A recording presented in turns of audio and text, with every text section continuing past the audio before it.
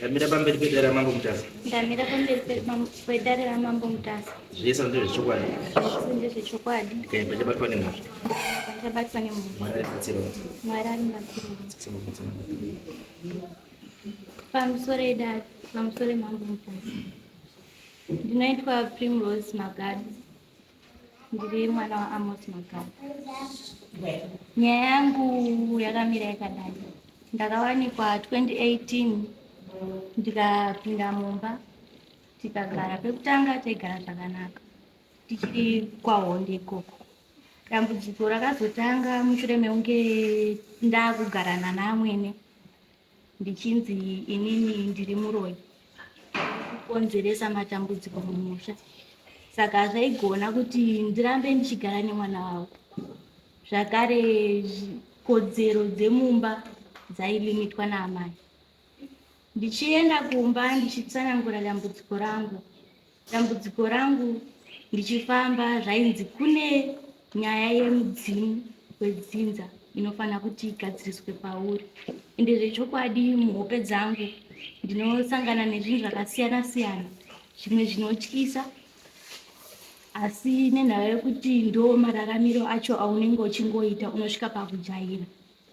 Ndakasvika pakubuda mumba ndichingonetsana nababa vangu, ndigadzirirei. Baba vachiti aiwa zvauri kutaura iwewe ngatimbozama zvechiprofita. Wakazama, wakadaidza mubatsiro, wakadaidza akaita zvaakaita, wakati dzoka kumurume tagadzira. Asi dambudziko rakaramba richikura kusvika ndazosiyiwa nemurume ndine pamberi pekamwana kangu kadiki. Tichigara kudaro tanga tisina kurambana zvekuti tarambana asi aiti gadzirisa at least dambudziko rako, kozi inini handikwanisi kuramba ndichigara newe uchingodonha uchingotaura zvinhu zvisinganzwisisiki. Chero tikafamba kana pamuprofita upi tichingobata chinhu chimwe chete. Chepiri, zvinonzi ndine mhepo yechikwambo yakaiswa pandiri. Ende ndiri musikana ndakamborota baba vangu vachita bonde neni. Ndikabvunza mbuya vangu vanova mudzimai vangu wari zvakare amai vamai vangu kuti ndoo hope dzandarota itova sande tichitobva kuchechi tichidzika pamasanana paya. Kana ndakambozvitsanangura kasike kutanga kuzvinzwa nekuti ndakatanga kutsvaga Yobhu 2023 panga pakunyatsa kusheka imba ndichizama kuti ndidzokedzana neumwe wangu tichengete mhuri tiri pamwe, asi hazvina kukwanisika sekudaro. Kusvika baba ndavaudza kuti hongu ndakakurotai, sei mimi muchiramba kugadzisa dambudziko rangu, sei muchiramba kufamba nesu tiri pamwe chete moti kwai handidi kun'anga ndode kumaprofita. Handiti ndikasiyana nazvo ndikatotaura hanzvadzi yangu ipo ndikati asi nyaya iyi ikasagadziriswa kuti inini ndidzoke kumurume wangu ndichasvika pakusumudza kare, nekuti upenyu hwandiri kurarama huri kundirwadza. Handikwanisi kurarama ndichingorwara izvi ndiri kurwara. Ndakaita futi misikaedzi nemanja. Handiti nekuda kwematambudziko handii ndichisangana nawo muupenyu. Nemurume wekutanga baba vevana takasvika pakuparadzana. Handiti ndikatomboenda kwaSabhuku ndo zviri kuitika. Tisati taenda kwaSabhuku nyaya kutanga kunetsa kuvazobvira pakuti ndiri mumba kudaro ndakanoenda kwaGogo Chiuru ndikaperekedzwa nemuroora wangu. Kamwana kangu futi kaisanzwa zvakanaka. Inini zvinhu zvainesa, handikwanisi kugara ndisingazivi kuti chii chiri kuitikawo muupenyu hwangu. At the same time ndinowo zvinhu zvandinenge ndichinzi ita muhope. Handiti ndichienda kumba ndichichema kuna baba ndigadzirire, baba kuti aiwa inini handidi.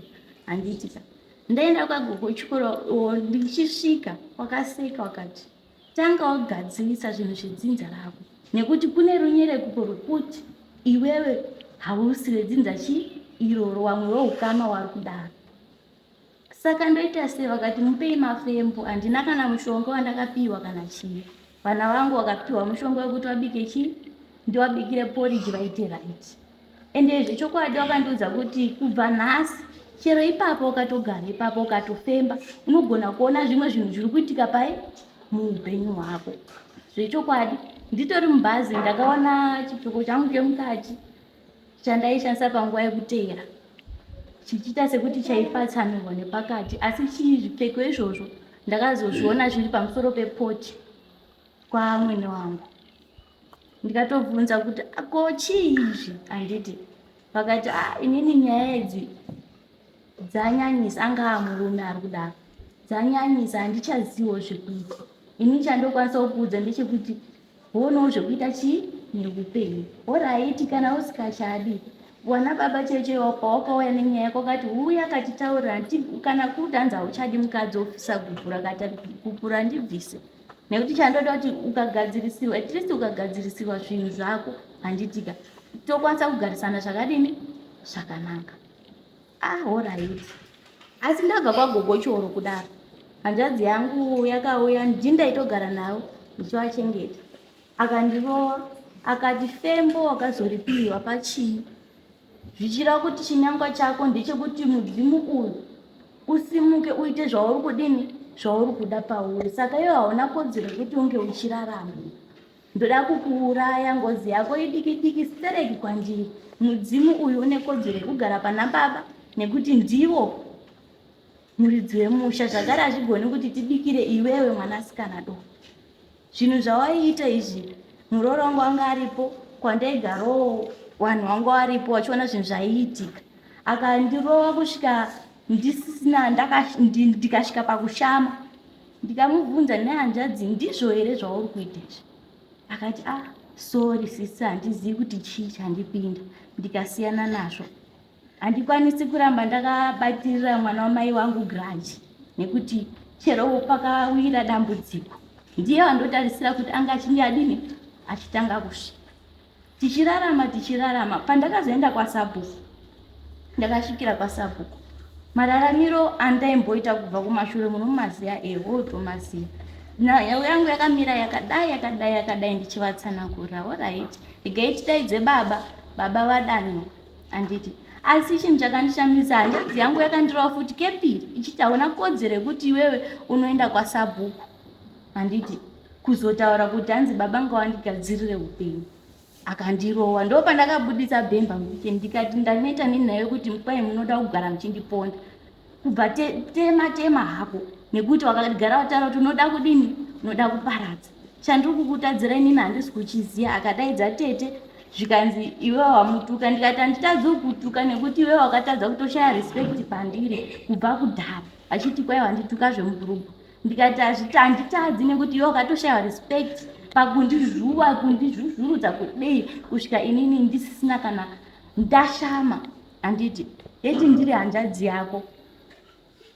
Zvadaro tagara, murume handisisiko, ndakuzvigarira ndega.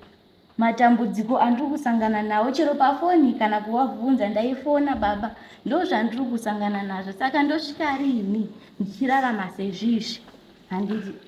Vakati inini kana kuri kugadzirisa, inini ndoda kuti zvigadziriswe nechiporofita sezvandakambotaura pakutanga, nekuti inini n'anga pamba pangu handidini. Asi ndo zvandiri kunzi ndiite.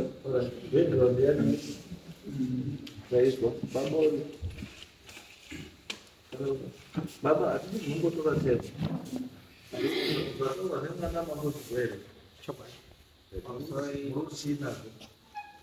Zvataura shuwa, handikambirira nazvo. Asi nyaya iripo hombe, ndingatotaura zvakawanda mashure semataura adini aita. Nyaya irinyanya kunetsana nayo. Nyaya kuti ndakangonyasa kuti shamwari, mapofu nemapofu haatungamirirani ba. Kuti kana pane zviripo pamwiri pako, ani mazvi zvinotaura, imwe ndini ndoda ndigadzire ndakadai, handirika. Nyaya hama dzangu wana mukoma wari mberi, kuna ana baba vamwe vachivapenyu. Ndizvo kana zvadai saizvizvishuwa, zviri kutaura kuti munozviziva here. Ani mazvi ichokwadi kana zvichida kugadziriswa. Ani mazvi ndo nyaya yatinyanya kupesana kuti pamwe pacho unonzi ndikuzoda zvakati ndinotenga iri kana kubika doro. Ani mazvi ndobikira chinhu chasuza baba chakamira sei, chatanga sei, chichaguma sei. Ndifunga ndio nyaya yatinyanya kudhonza Baba, after problem makamboitawo chii. sekutara kwakaita. Sekutara kwakaita zvakanditangira pati. Shuwa zvakaitika zvitatu kuMozambique. Mazosika bwira. Imwe baba ndo zviripo. saka kurudi kana chijira 3 meters nechine kapu aiwa murikembera imimi ndizvo ndikuedza kuda imimi mati mipofu haritungamiri rimwe pofu. amen Saka ndiri kuti izvo rimwe pofu rakaona rimwe pofu rakadii. anyway isingachadza kumashure pane nganga yatakaenda taenda kunganga kuya mhandi ikateri zvoda kuti zviripo zvacho zvidini zvibude animazvo zveshuwa akasoserwa hapana chakataurwa animazvo chake aingoda foyi yabasa achingoti kanza ndinanga zvafoyi yangu yaitodini yakutopera animazvo ninga iko achinge angoti kwazi ari masoro ibondore animazvo pamwe pacho handimozva manje zvayo pakabuda zvinhu zvingani 4 zvisiri kutaura kanzi baba zvomoita nyaya yako ngekuti imi mende modini mobike doro musati mabika doro mozodaidza tinotanga sedoro ini ndochifunga zvisvo ndikatangire doro asimbozwa kuti ndiani ada kutibikira doro amusona kungotora zvinhu zvatisingazive ndipodaro chamwari taiswa tinogona kupinda kadai kuzviprofiti kana kupani tigadzire zvinhu zvatibvozwa kuti shuwa zvinezvi ndezvedu zvemubau ndo nyaya tidzodzerana pasiva But panofana kukaiteka mukuita zvinhu muchiita kuii ishu yokuda kuprova nakuti raitindana zvokuita but musuda kugadzisa nyaya chaiyo chokwadi chiripo chekuti shuwa maona mwana wapedza gaba rese refoya nyanga yakutokomborera foya yakuda kutopera imi mungoti zviri normal imi muri zviri normal ukwana nyanga yakutokomborera kuona ifoya yakuda kupera ndimizuti anotofemba kudarika mafembere anoita inganga yacho imi moti zviri normal ipapo tingachitiwo tasvika pane vanodiniwo vanogona basa ravo asi tichitonoda hazvina chifuti hazvina kumagumo but manje ndichanoziva vamudokwasi mwarari mukuitika zvakawanda vasikana vemwarari vari kuita zvakawanda ende vari kuitirwa futi zvakadii nyaya yemanjuzu yanetsa hanani mwana anokwanisa kunge akapindurwa muchimwe yemanjuzu imi musingazivi kana iye asingazivi kana anokwanisa kunge akatopindawo mazviri iye asingazivi kuti zviri mazviri saka mwana anoda kubatsirwa chamuri kuda ini baba muri kuda kuti makaenda nekutanga oda kuti muende futi nechingani nechitu muende futi nechingani nechi3 kuti zvinhu izvo zvikuramba zvinozoi zvibude pamusoro mambo ndipo ndada kuedza kutsanangura tichibva kumanika takanzi tengai jira 3 meters ari mazwana kanzi ndekapu iyoyo handiti mazvi kuchinzi ndiwi anonzi kanzi madzibaba asi zvishiwa takaerekana takuendwa mung'anga takazobva patikati ndiwo kuti madzibaba wacho kanzi kanzi apapa regai muone time kanzi hapana zvinoti zvirikushanda saka toita semwana kwaigadzirisa izvi tobva nemushonga kana mvura dzemudama tichiuya kowaza kuomba pemurume wako zvinoita here time vataona muprofiti kanzaiwa tenga ijira ichi regreen newhite murume wacho uri murume wacho ari pamutare pamutare murume unogara pamutare amen iye mukadzi unogara nezvinari kuharari ndogara kudema kudemo kudema kuchitukuza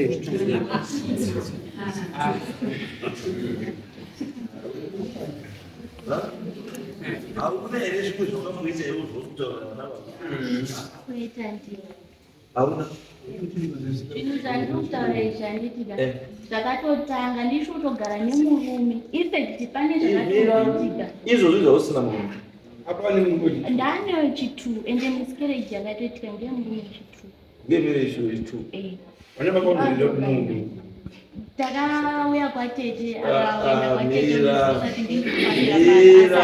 mira tatu vana tete vauzviziva kuti vane murume wechitu vanozviziva saka sei baba wako ari kuti murume ari kwamutare wari kubvira paboy apo so which means baba chaiye ariko hamuzivi bati kana kuti baba wa murume wake ari kwamutare iye anoziva kuti murume wako ari kuharare ari kuti vari kubvira panhau yandandisanangura kwakatangira dambudziko kumba abvunza ndini kuti murume wako wake aripi, baba wako akati ari kwa mtani. What does that mean? It means kuti baba wako murume warugara naye hamuzivi kana kuti haasi kumurecognize semufakazi. Muri mucivil partnership mapoto akabhadhara mari iri murume iri, saka mapoto civil partnership ndosaka baba wako asida munhu.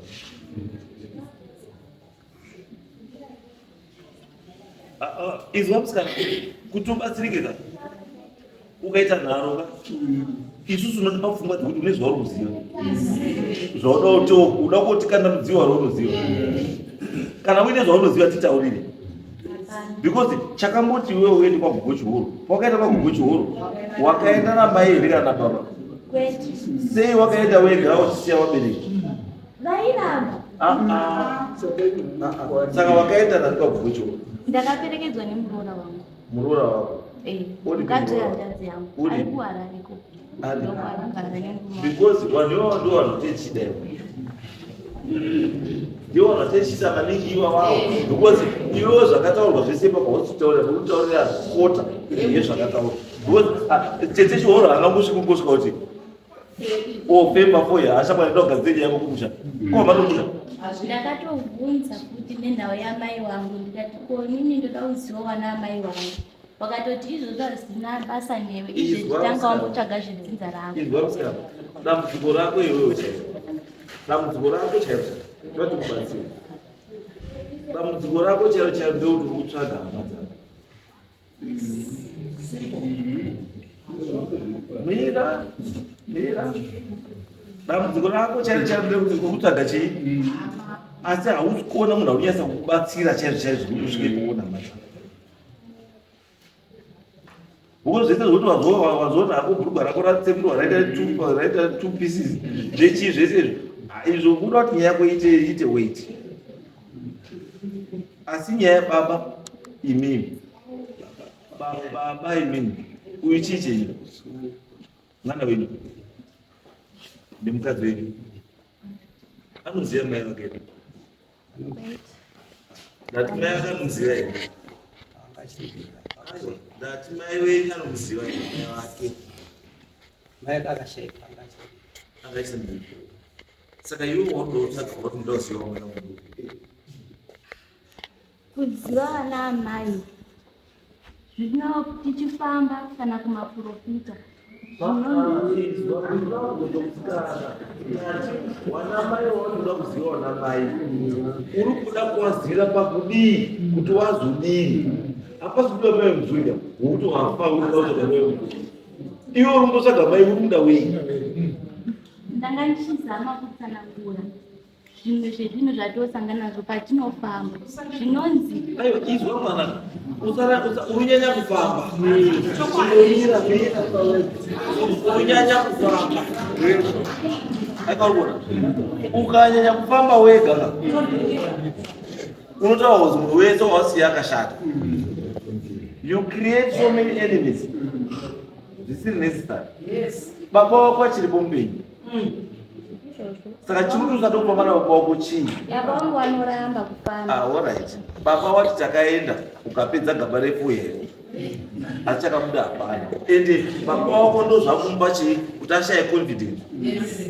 Asi tiri kuti no, kana wauya kuti uda kubatsira because tine dambudziko, asi chekutanga chako chekuti kana uinewo zvimwe zvinhu zvaunoziva zvawakaita wega nemurume neshamwari nemanext door, taurirawo baba wako azive pekutangira, because musabatire nyaya padumbu. Because iwe wonakamusikana watanga kuda kuinvova baba wako munyaya dzako watobva kwagugo chihoro. Okay, before kwagugo chihoro wanga wamboende takawadaidza ndito nemurume wangu ende ndati makambamboende kunonzi kwamutare akazvitsa kwatasu baba tikagerwa musoro tikaisanyora kutenza musoro ndikatibhirani kana pane zvandakamuita mwana ndakazosvika kumba dzabva kwatasu ndakaunganidza hama dzangu isamukona ndakachema ndikati iwe kwanziva ndinopota chirara nababa inini kuita mbokoko inini mwari kuita mbokoko ari mazvo andikise handizoba asi zvakazi zvinhu zvamakabata zvebasa renyu ndo zvazopindi mukazvinochishandisa kana indada kusvika ndinogadzira mayavhedzi amuno ndo basa rangu saka kunozi makarombera mayavhedzi handichatomboziva baba kutaura chokwadi baba ndakamira pamberi penyu kuti pamambo mudhasandika ndokumagumo kwese mukaona kusvika pakudai kutsika uyu akabata zvaakabata zvinonzi zvaakabata bazvo handidika ini ndikazvitambira kupinza mumba handitika tichazonetsana wese hama dzese handi mazva ende ndazvitambira zvikuchekeresa inini ndo tichapishanda negona raka ndo zviko ende kana ndisina kuzvitambira barupero ndo zviko chizwaitirai isu tinoti mwana aite sei tibatsire mwana imi michikubatsira kuti zviziite zvimire zvakanaka because tiri wana vanoshanja nenyaya yemuchiwa munonzwa isu toswera tigwararo unozva ti gwararo kwakutozi ukatoona musikana akapfeka kakubva uti nekwati tinozi mutsvuku wakanaka nemalonguniro zvechi usatombotauri naye baba ndozvikubva vanopfeka apa ndiripo inini baba wacho ndiri vanopfeka kakada mai aneta kuti iyo kudini kani ko baba so kwaisiyai ndipfeke zvandino uyara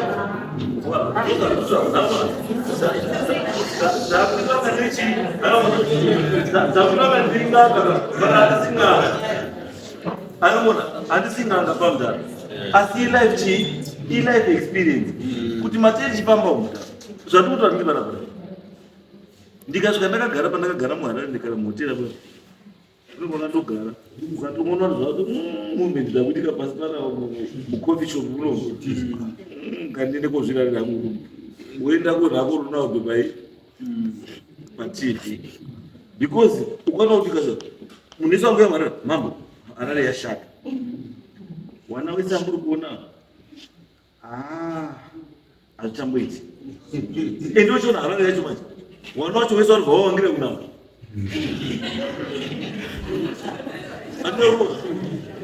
kuti unyase kudii unyase kubvaisa kuwira ende mukona zvamukona pariu zviya pafacebook zviri kubuda pariu zviya zvekuti mukomana akaona musikana wekumbona utesta musikana wekubvoku hei manakira akaita musikana asiona mukomana sika musikana wekuvhatisa kusaini ovati spidi kutiza musazvitore lightly pazvinhu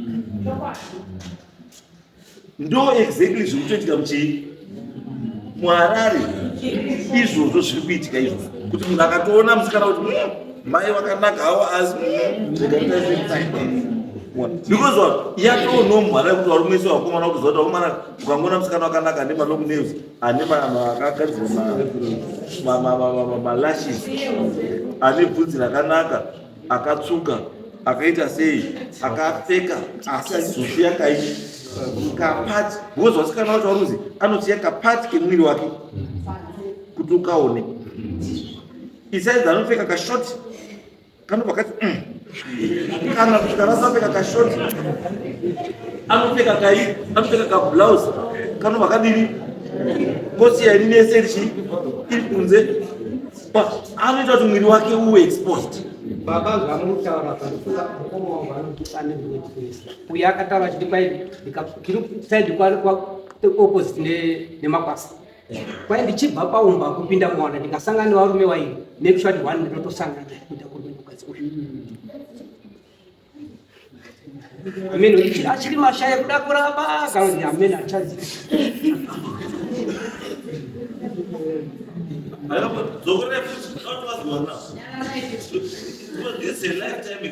It's almost about 2 kilometers kubva kwamba kwai ndichibva paumba apa kuenda kumba kuri mwapo ndizvo kadai ndikapfimuka nevarume vairi nekusha kuti one wacho handitadzi kudara naye ndo zvifati pa 2 kilometers saka muri pa kilometer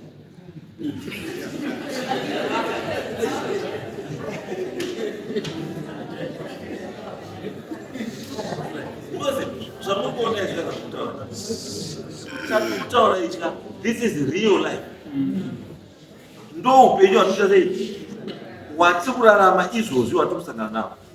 Saka wana waruda chii? Waruda minamato, wana waruda advice kuti wana kana masangana nezvakadai siyana ina. Wana wakawanda wakuta fall into the trade iyoyi. Why? Because of that lust for money, last yekuda zvinhu zvemahara, last yekuda cheap life. Unoda kungosvika murume mukomana ane motikari dzake, arikudya bacon nebeans nefried egg every morning, arikuchuza sausage what pamanheru. Manheru anokutaura kuti panapa pamba hapabikwi.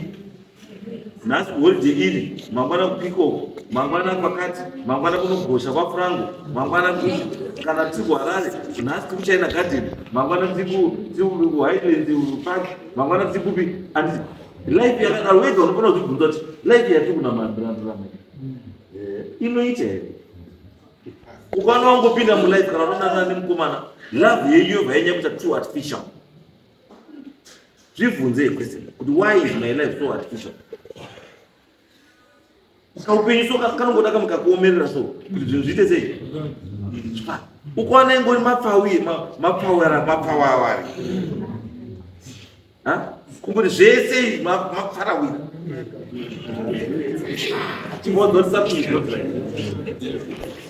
You want to drive, you drive easy. You want to eat good food, you eat good food easy. You want to dress like Shakira, you dress like Shakira. You want to dress, you must ask yourself, why is this life become so artificial? Something is not changed. It's not right. In the one age, I'm going to go to 25. 25. 25. Can I win 25? One day, nduti mwana akaenda grade 1 to 7 wovaita 7 to form 6 ite 18 years wovaita 4 years zekuuniversity at 17 years. Saka I'm saying 17 to 18 years unofana kunga wapedza university education, then you need about 7-10 years kuti uchitange kufunga about marriage, because iwe papachazoda gori remasters. Ndozvo zvatinotaura kuti ndiyo program yemwana akarongeka ari kuenda kuchikoro achiziva zvaari kuda muchii. Noti kuti mwana anoti 18 years ndofanangana nemwana wekutanga, at 25 ngane wechifight, then after the 5th is child, what then? Unenge wakoropa watombuya at 25, kuita mbuya at 25. Kudai kuri kushaya mari yechikoro ndokunga awani kukurira, dai kuri kushaya taibhadhara in advance. Nhasi chikoro chichingonzi chavhurwa nhasi, make sure mangwana takabvisa pakolamba tikaendesa papass advance tikadiwa kuti wazongopasa ukamunika sezvinoitwa kuti sezitare papi asi zvese zvakashaya basa. Ndakutotora But 25 I don't know what to. One longer. One or two. Same father, different fathers. Different. Same father. Two same father. We are also doing it. You're miscarriage. Saka about 25, what don't know me two. Almost about 30. Zvimwe zvacho haudi kuudziwa. Unoziva zvimwe zvacho haudi kuudziwa. Unoda kuti wega zvitarise zviise mumira. Wobva watarisa uri mumira wobva kuti ndini. Handisi kuda kuzvinyepera, kuda kutaura chokwadi. Weakness yangu number 1, weakness number 2, weakness number 3, weakness number 4. Solution yangu to weakness number 1 ndeyipi? Number 2, number 3, number 4. Wobuda imomo wangu mwenyewe bathroom. Haudi kutaurwa nemunhu. Because you have been telling me one warume 2 at 25. On top of that, wakatosvika kwaTasha, wakatosvika kwaGogochi Horo, wakatosvika kwaMadzibaba, wakatosvika saka paunosvika 40 years unenge wavakwa nepatibi Joshua. Chauri kutsvaga uri kutsvagei? Chauri kutsvaga uri kutsvagei? Tikuti baba varipo apa and he is still alive. Ngagadzise maproblems ako, enda nemaproblems ako kuna baba. Baba akugadzise, kana arikuramba baba tete kana ani waripo nababa munini waripo, enda kuna baba munini ndamutaurira mukoma wenyu kuti zvakati, munini mukoma wenyu haasi kuda. Ndikunotambuka nditaura kuti baba wautokumira right now kuti ndakagerwa mugero nechigero musoro wese patatu because of you. Ndikaiswa nyora musoro because of you. Kuti baba wako iwe ane mubobobo, baba wako akakubara kuti ane mubobobo wekurara newe.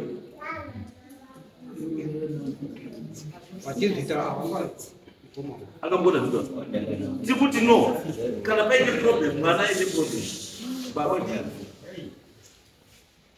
Kwandiri kufunga endai kune vanhu vanosolva problem remwana. Musangoende kuchangamiro ndokunga abvuma iye pachezvako ngoti chatinoziva chizvo ngecho kadai riri chai rikabuda ndo tinotaura tinoda chakati ndizvo kana iyo rikabuda iye ndiye atori pamberi yekunyora list parikudikana ngundu parikudikana chimuso chiya pauzodikana zvakare ini ndochingoti ndikuti zvaarikutaura the candidates ndo parinonetse basa mukuteedzera vanaza munosoro asi muri kuwedzera chii? Muri kuwedzera dambudziko. Imimi chimbotorai position yababa kuti imimi baba torai position yenyu yababa. Musikana chimbotora position yemwana then ubatsirwe nemubereki wako, because hazvinakidzi sokuti baba wakarumira pamberi pevanhu vese achitaura kuti ndakagerwa musoro nenyaya yekuzi ndakazibika bobo nemwana. Wapedza hwako gucho, wapedza hwako no, kana wana kuti ndamdzoka kochiuti chimbozorora unozwa musikana, chimbosiyana nemarriage, chimbozorora chiri kuti usazorore chii ropara kokapisirei ukaropa kapisa kekuti 2 kilomita zvakutoda kume kapisirei keropa iko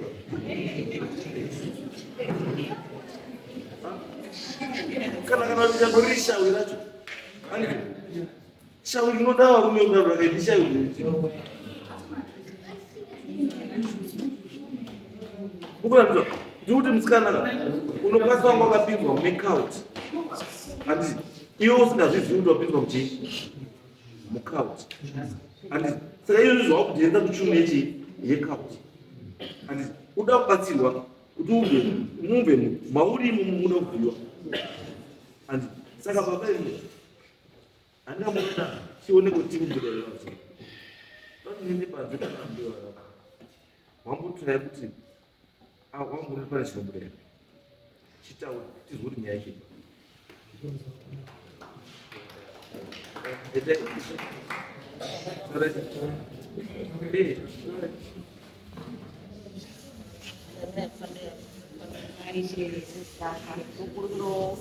kutongotsinira panyaya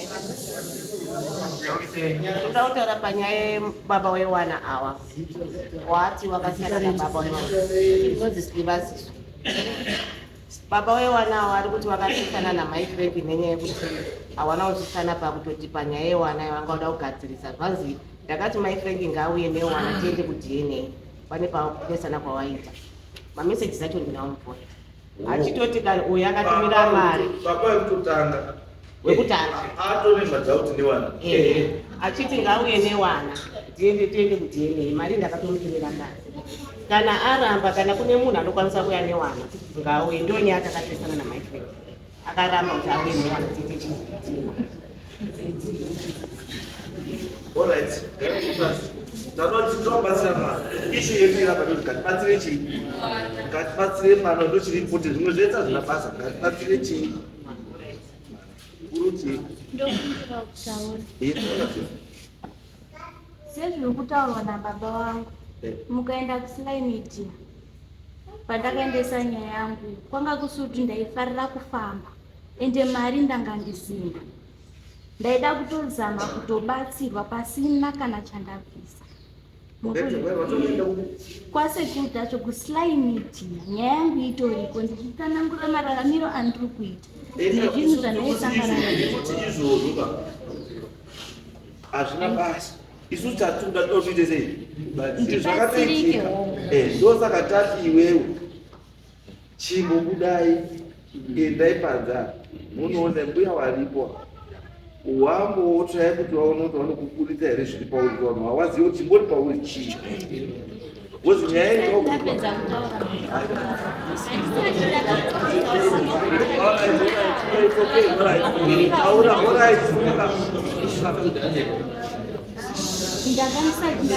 taura pakusangana nezvinhu zvandosangana nazvo muupenyu ndangasa ndapedza. Mudumbu mangu umu mune zvinhu zvinotamba-tamba. Zvinhu zvandonzwa zvichitamba-tamba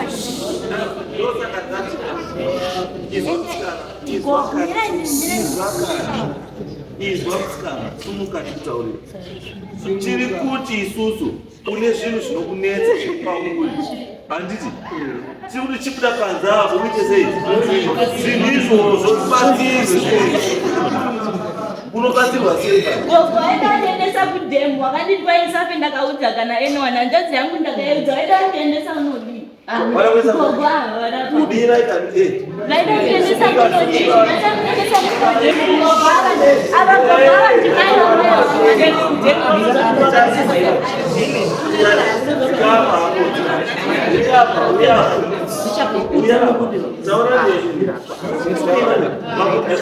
gogo wakabudisa kuti mushonga kwasekuru-tatu ashande kwasekuru-tatu anozviziva ndaedza kuti baba handiti zvikiresezvo zviri kuitika muupenyu hwangu gogo watanzi inini ndoda kukuendesa kudhemu handiti uye ndoda kuti baba wako wauya vanozosvika ndakagara murume wangu anga aripo hanzvadzi yangu ndikatomufonera ndikamuudza ndopakazotonditi enda kwamangu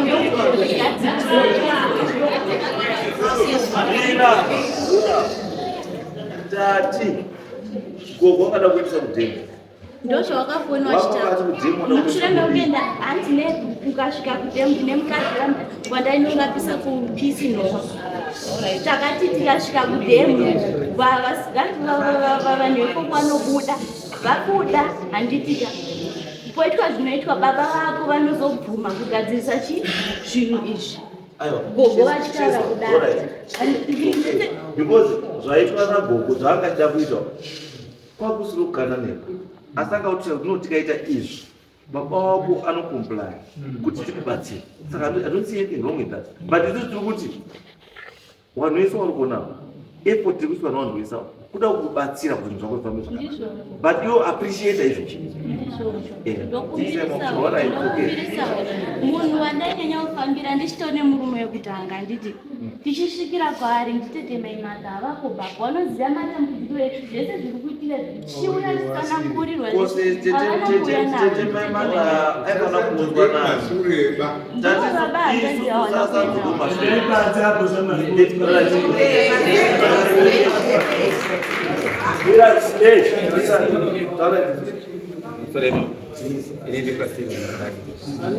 Steven Magari ndiri mukoma mukoma wangu. Inini ndiri shungu yekuti mambo ndamaita panapa ndofunga mati mvura pfungwa. Iri shungu dzangu ndedzekuti mukunda wedu yadirika mukunda wangu chinhu chakapedza bute ren'anga kuti watoti bute ichisukutawa ndochatoda kuti chitaure isi toziva isti kana vana vari vana sekuru kana vari vanani toziva kana kuti ndo patinozvitambira kana zvichiramba zvavangonyarari ungatambire chinhu chausingazivi zvikapedza mambo